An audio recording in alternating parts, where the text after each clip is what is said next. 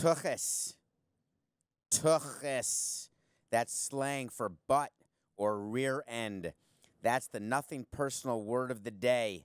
Why? Because that is exactly where Alex Bregman and Juan Soto in the days of yore would have gotten hit after carrying the bat in Game 6 of the World Series after they hit a home run. Yes, they actually took a swing, hit a home run, and carried the bat all the way to the first base coach. We're going to talk much more about it and what didn't happen, who apologized, who didn't. But my solution is that when I was in baseball, no doubt about it, there would have been a pitch into the TUCHUS. What's changed in baseball? Why is it okay to actually pimp a home run the way players do? Because it's entertainment. It's fine. No need to apologize for any of it. But let's actually talk about why it happens that two players treat the same situation so differently. Game 6 of the World Series was one of the most memorable Game 6s. I was trying to think back. Obviously, 2003 Game 6 was my #1 Game 6 in history when Josh Beckett beat the New York Yankees. He pitched in a complete game shutout. And I was thinking while watching the game that the days of complete games, where are they? How can we expect a pitcher, Strasburg, can he actually go 9 innings for the Washington Nationals? Can Justin Verlander do what he hasn't done for the Houston Astros? When you have a chance to get your second ring in 3 years and you're the ace of a staff, you've got to do better than what Verlander did. Everyone talks about him, that he's the guy, the co-ace, maybe the Cy Young Award winner. Then explain to me how it's possible that he goes 93 pitches and he doesn't give you any length. 15 outs. That's all Verlander did. It's becoming a thing. He cannot win in the World Series. He's actually historic in his inability to win. Yet, for whatever reason, we thought it would be different. We thought last night would be the opportunity for him to exercise his demons and to allow the Astros to do it. But he actually did the opposite, and he did not listen to my advice. I yelled it from the podcast. I yelled it from the top of the mountain. Why wouldn't he try for a first inning in the bullpen? I just don't understand it. Well, guess what? He goes into the game in the first inning. Immediately, Turner gets on base, gets sacrificed over. And then, wouldn't you know it, Rendon, yes, indeed. Eaton sacrificed him over, the #2 hitter. Rendon, the #3 hitter, through the shift. I love it when the Astros get outsmarted. I love it when teams do a huge shift, which they do all the time, and then hits against the shift happen. When I was part of the competition committee with Major League Baseball, we would study that and talk about, should we get rid of the shift? Is that something that would help baseball? And what we'd always say is, hey, hitters need to make the adjustment. Well, last night was the exact example of that. Anthony Rendon had a runner in scoring position. We used to call that ducks on a pond. What do you do when you've led the Major League Baseball in RBI during the previous season, 126 during the regular season? You hit it where they ain't, and that's what Rendon did. Good for him, 1-0 lead, Verlander gets out of it. Strasburg comes in the first inning, another ace, more problems in the first inning, gives up 2 runs. Springer leads off the game. He's the catalyst for that team from the leadoff position, much like Trey Turner is. He gets a double hard hit off the wall. Eventually, Altuve scores him on a sacrifice fly. Why does that matter? Because you've manufactured a run, and then your cleanup hitter comes up, Alex Bregman, and hits a home run. Boom. 2-1 for the Astros. Everyone's thinking it's ring time, it's goggle time, it's champagne time. What they didn't realize is that Strasburg was just beginning, and he would actually not give up another hit. Strasburg then spent the next basically 7+ innings completely shutting down the Houston Astros. He used his combination of pitches. He was using his fastball, change, curveball. He had everything working for him, and he somehow was able to quiet the noise. One thing about Strasburg is his in-game adjustments. He was tipping his pitches in the first inning.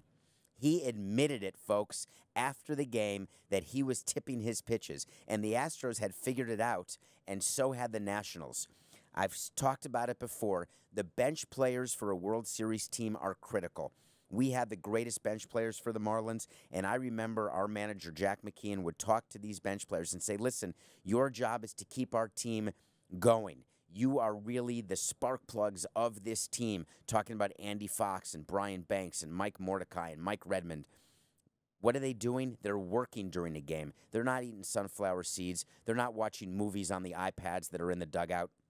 They're focused on the opposing team, the pitcher, the tendencies, and they saw that Strasburg was tipping pitches. They went to their teammate. The Astros saw it as well, and Strasburg then corrected it for the second inning. That's called an in-game correction. That's called a value added. That's not analytics. That's not scouting or development. That is your 25 guys on your team all working toward a common goal. How does it manifest itself? In Strasburg shutting down the Astros. But what good is shutting down the Astros? You need offense. You need to find a way back into the game. Juan Soto gets them back in the game with a fifth-inning home run. Now, what was so curious about the Juan Soto home run and the Anthony Rendon home run, which we'll talk about, but first we're going to focus on Alex Bregman and Juan Soto and the great bat carry of 2019. Alex Bregman hits a home run in the first inning to give a 2-1 lead. He carries the bat to first base to hand it to his first base coach, Don Kelly. Except Don Kelly, the first base coach, has no idea what's happening. He tries to hand the bat off, Bregman does, to Kelly. The handoff goes terribly. Kelly's used to giving a high five on a home run, and then all of a sudden Bregman still has the bat when he passes first base, sort of drops the bat, throws it back toward the first base coach, continues running around the bases. That's called a bat carry. That's called showmanship, and that's why our word of the day was TUCHUS, because Bregman should have gotten hit there in the old days. Juan Soto had a different approach. Let the kids play. That's the marketing slogan for Major League Baseball, letting these kids play. Juan Soto is one of the great kids in all of baseball. Let them play. What happens, Juan Soto in the fifth inning hits a home run, carries the bat. I kid you not, this is what he did. He actually carried his bat to his first base coach, dropped it at the feet of his first base coach, smiled, and ran around the bases. I'm sitting watching the game, and I am cheering. I'm cheering because finally we are doing something in baseball that ignores all of the old people who don't want to have any fun. That ignores all the old people who believe in traditional baseball. Everyone needs to wear a coat and tie and clap quietly and calmly. No, this is 2019. If we're letting the kids play, we're letting them play. It's a great idea, right? What is wrong with doing something different? What's wrong with doing something exciting? From my standpoint, I am one of the old people. In baseball for 18 years, I'm over 50 years old. And why do I love it? Because I recognize that if you're a fan of a game or any business where your audience or customers are getting older and older and then dying, that's the end of your business. Just imagine if baseball's demographics keep getting older and older. What happens? No more fans. All the big talk is about the rating of the World Series. Fewer people are watching these games. We need more people to watch the games. How do you get people to watch? You tell them it's okay to have fun. It's okay for sarcasm. It's okay, basically, not to believe that we're splitting the atom or curing cancer, none of which we're doing. We're trying to entertain people. So I'm watching Strasburg, I'm watching Soto, I'm watching Bregman, and then the seventh inning happens. The seventh inning drama was something the likes of which I can't believe. I don't recall ever seeing, actually. I've seen a lot of delays. I've seen rain delays in the World Series. I've seen arguments. I've seen managers get thrown out. Bobby Cox got thrown out in 1996. He lost his mind against the Yankees. I've seen umpires walk away. I've seen spitting on umpires. I've seen umpires inciting contact and inciting anger. What I've never seen before is a 4.5-minute delay on a play that's not even reviewable. John Schuerholz, erstwhile of the Atlanta Braves, Hall of Famer, who helped develop instant replay that we tried to perfect in the competition committee in Major League Baseball, we are rolling over in our not yet graves over what happened in last night's game. It's the opposite of everything I was just talking about, which is keeping things fun and exciting and moving. It's not fun watching umpires hold their hands to their ears while they're communicating with Major League Baseball umpires in New York over a play that never should have been replayed at all. The umpire, Sam Holbrook, made the exact right call. He was in the exact right position to call Trey Turner out for interference. It's a judgment call, not worthy of a replay. Dave Martinez loses his mind and gets ejected while we're at commercial, so we only see it after the fact. What was interesting about Dave Martinez losing his mind is, A, he had the rule wrong. He's arguing about a judgment call, trying to protest the game. You cannot protest a judgment call. And he's got a heart condition. Exactly what was he thinking going after the umpire that way? So he ends up getting tossed from the game. And what I loved about that is all the people all over the world watching thinking, wow, I guess the bench coach is now managing the game. Well, no, that's not what happens. And no, Dave Martinez did not wear a Bobby Valentine mustache in order to keep managing from the bench after being ejected. What actually happened is that Dave Martinez was managing the game, and he manages from just inside the tunnel. I've been around every manager I've had, and there have been plenty. Every time they've gotten ejected, they are still calling the shots and managing the game. It's not up to the bench coach, even in a regular season game. Now, I will go down and sit with the manager in the clubhouse, in his office after he's been ejected, and we'll sit and talk, and we'll think about the game, and I'll listen to what they're doing. But in a game like a postseason game or any sort of important game, which to me is all 162, the manager is telling the bench coach, there are people who work in the clubhouse, and they run onto the bench and give the information and then run back. They're not using phones. They're not using cell phones or iPads or Twitter or iMessage. They're communicating the old-fashioned way, which is, get that guy out of there now. He's got 2 more batters. Make sure Joe Smith is warming up in the bullpen. Scherzer, Strasburg is going 8 1/3. After the first out of that inning, he's coming out. In comes Doolittle. You think all of that was happening without Dave Martinez knowing? Absolutely not, nor should it have. If you're going to get ejected from the game, which is what he did, you also have to have a plan in place, which every team does, of how the communication is going to go post-ejection. So I love the fact that Dave Martinez, and he still gets credit for the win for that game as the manager of record, even though he did get ejected. And it all sets up for the crown jewel of the baseball season.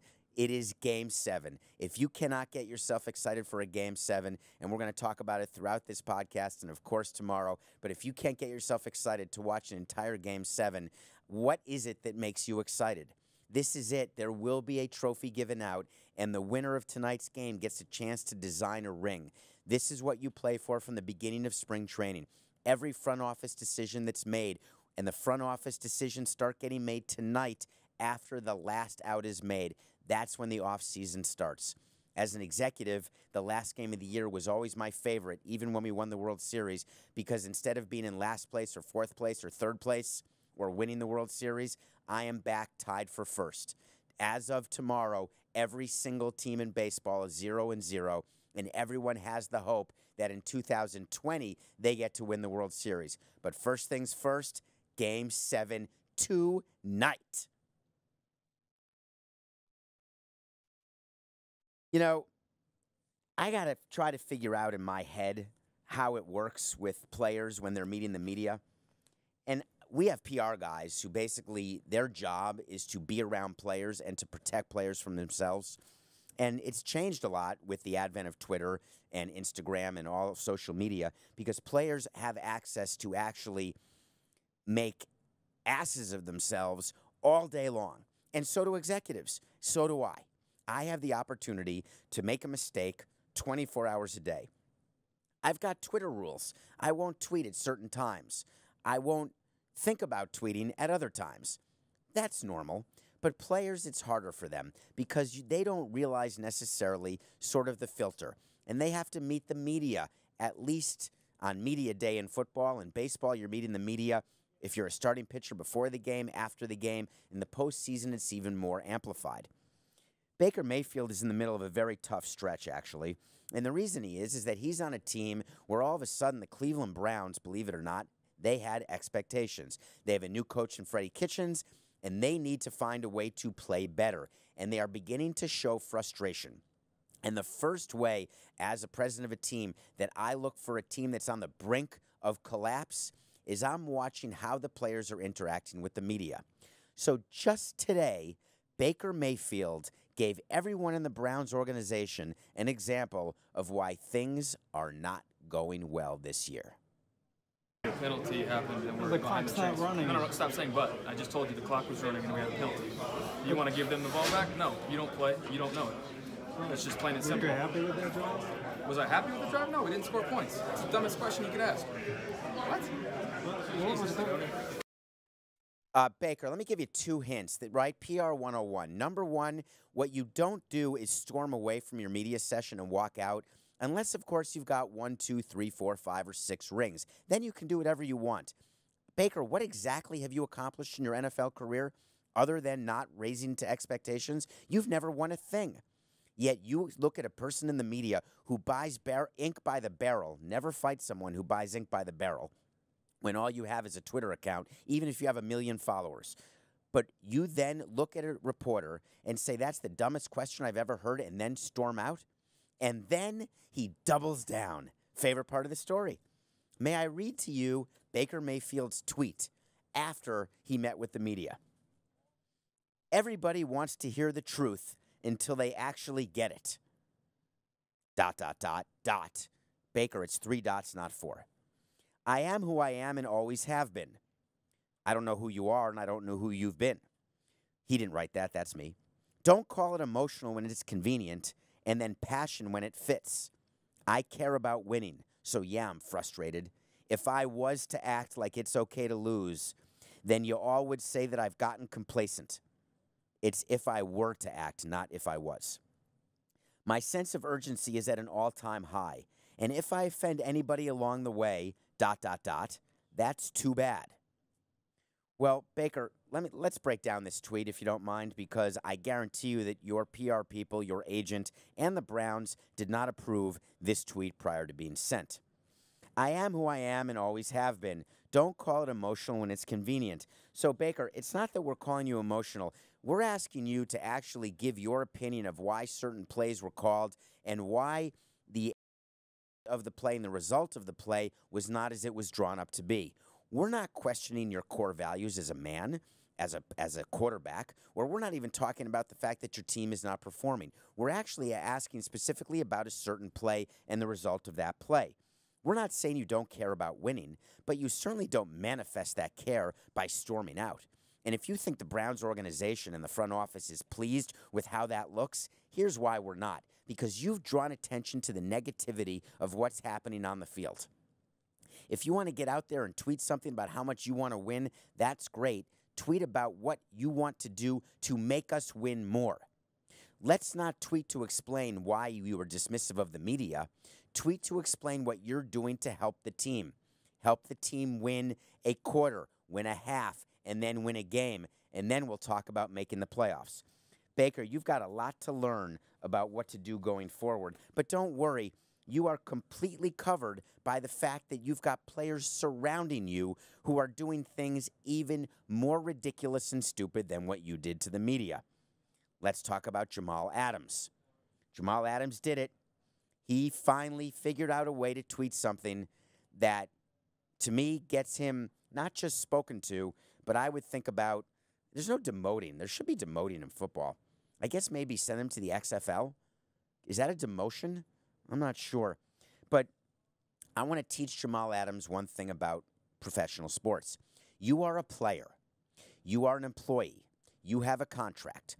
You have no say in anything other than what you do when you're on the field and your number is called. So learn the playbook, run your plays. That's all I want to hear about. If you want to have social issues, great. Make them informed and educated and cause conversation. If you want to talk politics, great. Have an informed opinion that's based on knowledge. Teach people, inform people, educate people. But this is what he decided to tweet.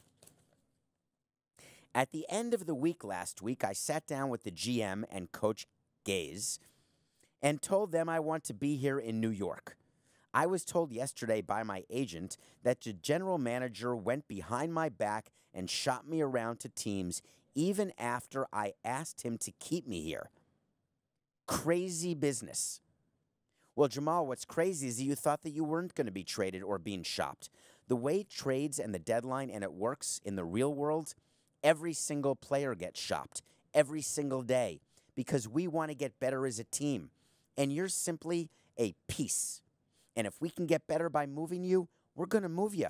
We don't care. And it's not behind your back. I was always clear when running a team. I would go up to players and they would ask me. And I worked with GMs and with owners and I worked with one owner and GMs and a lot of baseball people. They wanted to be very secretive. I always disagreed with them and I did whatever I wanted because I was the president of the team. I would tell players when we were thinking about trading them. I would let them know what we were doing because it's not a surprise. You're overpaid and you stink. We are trying to trade you. You're underpaid. We're not trading you. You want to get out of Miami? Guess what? Play so well that you make so much money that we can't afford you. I've said that to players. When players don't get traded and they thought they were going to a contender, I was honest. You didn't get traded to a contender because no one wanted you. Or no one would take your money, and we're not going to pay for you to play for a contender with the dreck that we were offered back in a trade. Again, we're not splitting the atom or curing cancer. This is sports. This is business. What's the business of sports? It's making sure that you have players who perform on the field and give you more value than what you pay them every 2 weeks. That's the business I was in. So Jamal Adams, for whatever reason, he got all out of sorts because he felt as though the Jets had done him wrong. Done him wrong because they were trying to trade him? And he tweets the fact that I was told by my agent that they went behind my back and shot me around. I want to be here in New York? Well, Jamal, why do you want to be on a 1-6 team if you could be traded? Wouldn't you rather be on a team that has a chance to win? Or is it just that you don't want to inconvenience yourself and play for a different team because you have to move during the season? Either way, it's a bad look. It's a bad look for you. It's a bad look for your agent. It's not a bad look for the Jets, and that's what you tried to do. I saw yesterday, I've spent so much money over the years as an organization trying to hire advertising agencies, trying to find something that can go viral and something that's funny, but then I'd get in trouble because we'd create an ad that sort of makes fun of other teams.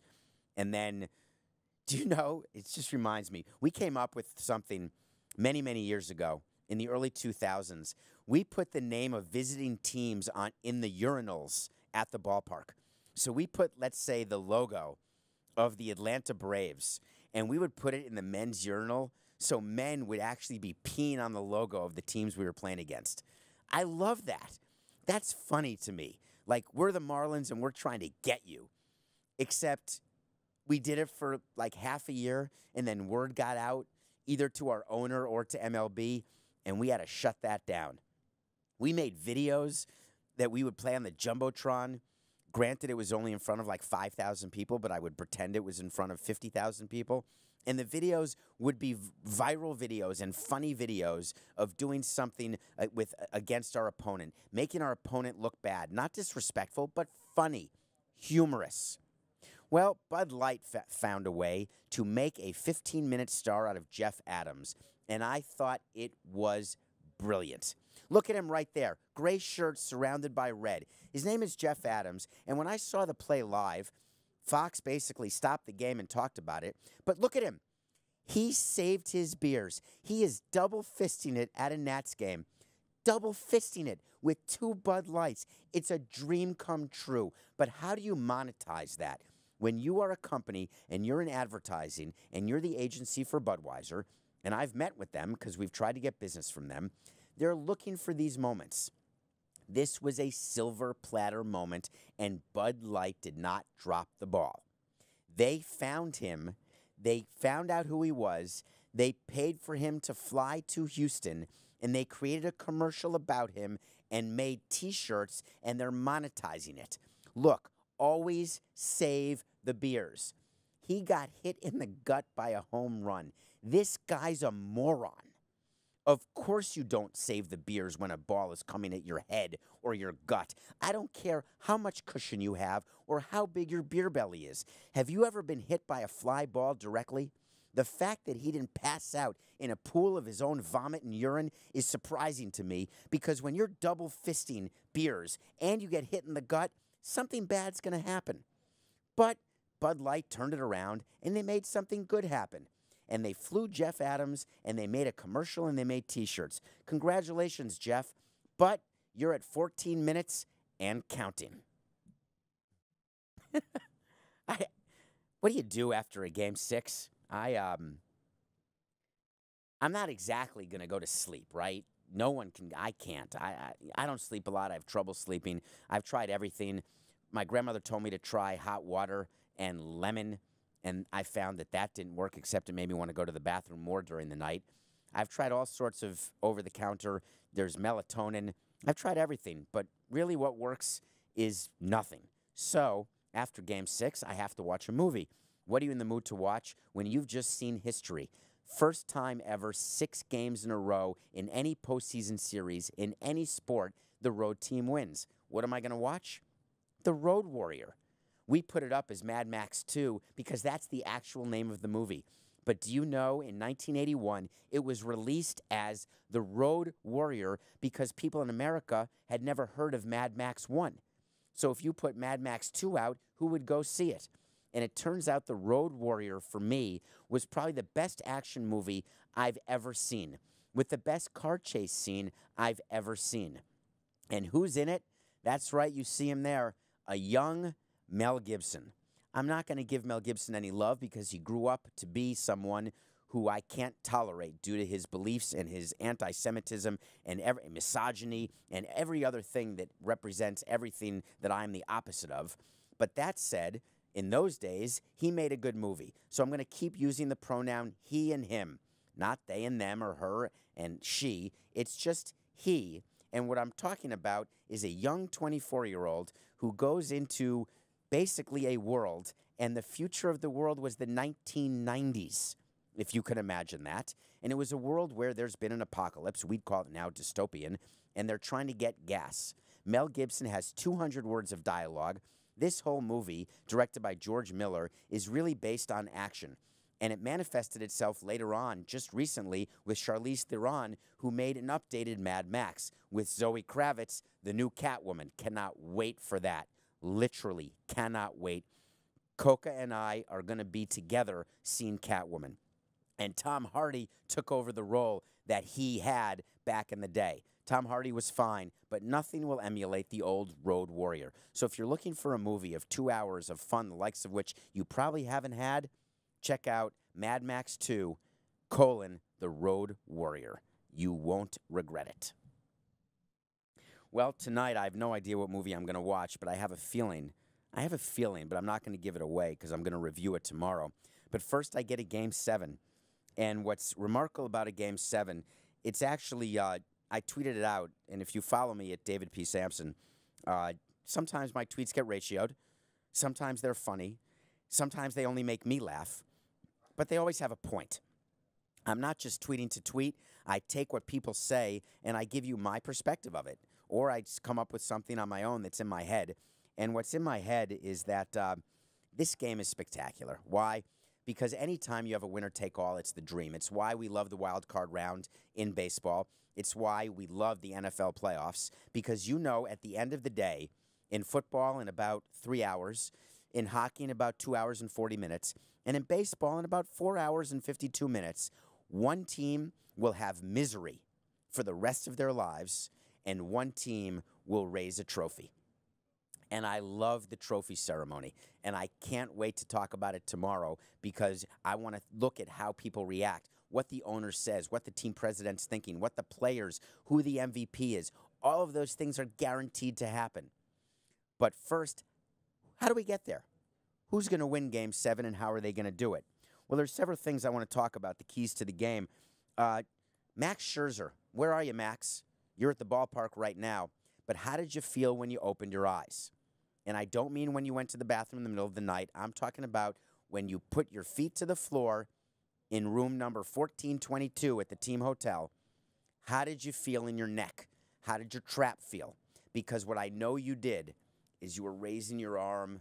You did a little bit of this because you needed to check yourself out. And then you called your trainer. The trainer called the GM called the owner. So everybody within the Nats organization, as you listen to this podcast or watch it on YouTube or have listened to it, and thank you for subscribing and rating, Scherzer is either good to go or not good to go. That's the first key. The second key is how many outs will Scherzer go? As you know, and I have this great stat that to me makes me smile when I think about Max Scherzer. In Game 1, he went 112 pitches, which is fine. What isn't fine is he only got 15 outs. That is not acceptable. In order for the Nats to win this game, they've got to get more out of Scherzer, more length. However, Dave Martinez is going to have a very short string that he's going to pull. He's not going to put up with Scherzer not getting the out. So who's backing him up? Ah, you're all saying Anibal Sanchez. He's ready to go. Well, let me give another thought to the people in the Nats organization and what I think should happen. Steven Strasburg should be available to pitch in Game 7. How can that be? Well, exhibit number 1, Your Honor, is Randy Johnson. Pitched Game 6 through 104 pitches in the World Series, Game 6, and guess what? He then pitched 1 1/3 in Game 7. Yes, that's right. When the Diamondbacks needed a win, Randy Johnson took the ball, pitched 1 1/3 in their victory over Mariano Rivera in Game 7 of the 2001 World Series. Why am I saying that Strasburg needs to be available? Because that is what you do when you're trying to win a ring. You have reckless indifference toward your own career, toward your own health of your own arm. You do whatever needs to be done, including if you can't literally raise your hand for 2 weeks after the World Series. But what will the Nats do? What will Dave Martinez do? Will he do what A.J. Hinch is threatening and not pitch Gerrit Cole in this Game 7? Because it's exactly the same situation. Let's talk about it. Gerrit Cole, he's available to pitch out of the bullpen tonight, and he may need to follow up Greinke because Greinke, everyone's talking about how great Greinke did in Game 3. He was horrific. Getting you 14 outs is unacceptable. 95 pitches, whatever, 14 outs, that's the problem. Who should be pitching after Greinke? It's not Urquidy. No, it's got to be Gerrit Cole, and he's got to be able to go. He should be able to go 2+ innings in this game following Greinke. But A.J. Hinch went public saying, nah, he may not be available. We got to make sure he's in good shape for his free agency. Well, we're going to wait to see here because that's the big key to the game. Scherzer, Strasburg versus Greinke and Cole. Which combination of pitchers will get the most outs? And then the question is, what stops them from getting outs? And the answer is, who on the offensive side for these teams, who are the keys? So let's talk about, obviously, easy that you've got Rendon. That is certainly going to be a key to this game. Can he repeat what he did? If he does, he's going to be the MVP of Game 6. But really what you're looking at is who are the role players and who are the table setters who are going to make the difference. And it's pretty easy. When you're the Nationals or the Astros, you need your leadoff hitter. When we built the Marlins in 03, we got a ring because we had Juan Pierre and Luis Castillo at the top of the lineup, and they were on base, one of the two of them, every single time through the lineup to allow for Pudge in the number 3 hole to get RBIs, or the cleanup hitter Miguel Cabrera. Well, think about how these teams are set up. It's exactly the same. They've got Springer, Houston does, followed by Altuve, and then you bring in Brantley, and then you bring in Bregman. They're the run producers. It's perfect. You've got Turner at the top, and then it goes to Eaton. And then you've got the run producers, Rendon and Soto. The question is, who will get on base more, Springer or Turner? Turner has got to be on more than Springer for the Nats to win this game. Another way to see. Game 7s are full of them, but these are the keys. The next key is, do the run producers produce for the hitters who are on base? You have seen Rendon and Soto have a great series. Bregman, his average is not what it needs to be, but he is hitting home runs and driving in runs. which run producers will score the table setters who are on base. That's critical. And then, obviously, it has an impact on the entire game because once the run producers produce, that stops the pitchers from getting outs. That causes the bullpen to be needed. That's when you're going to see Cole. That's when you're going to see Strasburg, Anibal Sanchez, and which of those combinations? And then you're saying to me, well, is that how Game 7's going to work? And I say to you, nope. Game 7's going to work because there's going to be an unsung hero. There's going to be someone who will stand up, and they will become the story of the game. It's not going to be who you think because it never is. That's the beautiful part about Game 7. Could be Alvarez who hits a home run. It could be Tucker who comes off the bench for Houston who gets a game-winning hit. This will end with a game-winning hit by somebody. For the Nationals, it could be Parra. It absolutely could be Robles. It could be someone we're not talking about. And that's what makes it so interesting to watch. And that's why when you are building your team, you've got to be deep. You've got to be 25 deep because when it comes time to win the ring, you need contributions from everybody. Houston, they're at home. Does that give them a slight advantage? That's why the betting advantage, it's about 130 to 140, minus 130, 140. Why is that? Houston's been the best team at home. Let's ignore the fact that they're 0-3 in the World Series. Let's ignore the fact that the Nationals are 3-0 in the World Series. You play all season to get that home field advantage. The Astros have to act like they've got swagger, they've got confidence, and they've got to keep that crowd in the game, keep that home field advantage. It's shocking to me what happened in Game 6 under Verlander. They were simply unable to keep any momentum. Now, Strasburg has a lot to do with that. I had a GM named Mike Hill, who's currently still with the Marlins. And he worked with Larry Beinfest, who was our GM.